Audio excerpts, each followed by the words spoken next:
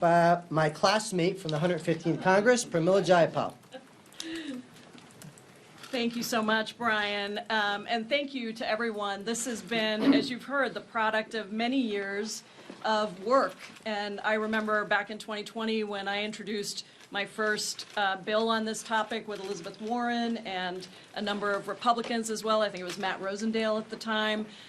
We have continued to do the work to try and bring these bills together because we know that sometimes what happens in this place is if there are multiple bills on a subject, leadership that may not want us to move forward says, we got too many bills, we can't decide. So we did the work of negotiating with each other. We brought in experts to make sure, including experts that manage money and know what the loopholes are that we needed to make sure were fixed. And I think we are doing the simplest thing that we can do in many ways. It is the simplest thing that the American people want, which is to know that their member of Congress represents them and not their own pocketbooks. And that's really what this is about. Brian talked about insider trading and the information we get. We also should know that people are taking votes on issues where they're not thinking about their own stock portfolio. At the core, this is really about public trust. And public trust right now in government is at an all-time low. And there's a good reason for that, because people don't know who we represent. So let's make this really, really clear.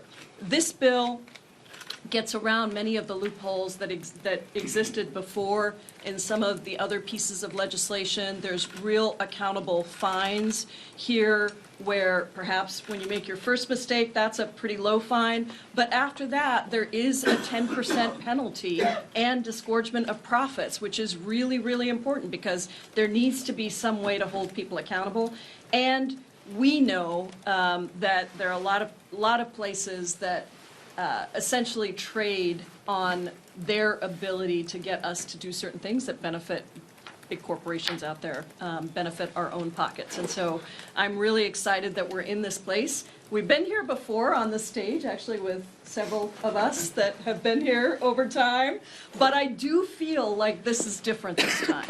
I feel like we are really at a place where we brought all the bills together and we are going to, as Brian said, we are going to get it to the floor.